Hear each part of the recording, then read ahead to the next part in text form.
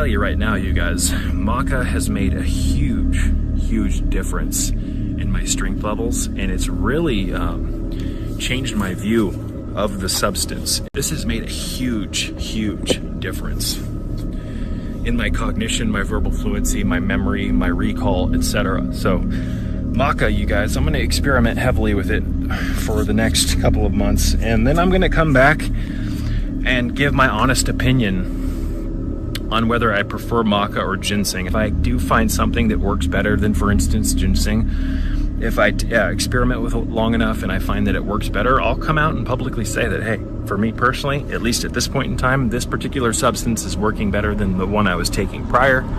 I do, however, believe that ginseng is incredibly beneficial for certain types of people.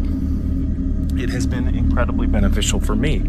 But too much of a good thing can be a bad thing, right? And sometimes we need to change things up and give the body a break from a certain substance or thing, or even a food, so that we can recalibrate without it. And then when we reintroduce it, we can gauge its effect again. Some things are not designed to be taken every day, although I do believe ginseng can be taken every day. But again, I wanted to get off of it because it was producing a little bit of excess heat in my body.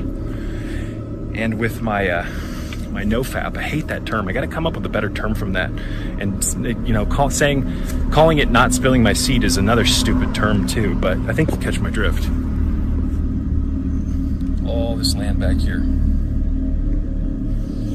this will be used to grow ginseng back here. I'm actually going to chuck a bunch of ginseng along this tree line back here, some stratified American ginseng seeds, and we'll see if they take. And we'll go from there. Because wild ginseng does work much different than tame ginseng, it's called, which is ginseng that's grown in captivation for the purpose of selling it as a supplement. Most of the ginseng that's sold like that is only 6 years old, whereas wild ginseng can go many years, over a decade even, and it develops a much different biochemical makeup because of its surroundings when you grow it in the wild. So I've got some trees over here. I'm not going to show you guys the backyard completely right now because it's still a mess from where I completely ripped the deck up so that we can use the land that the deck was on for gardening. But I've got two nectarines, or a nectarine, 2 plums, some raspberries. Wait, I got 2 nectarines, I think, 2 raspberries, an apple, some plums, and a cherry tree down there, a cherry blossom tree.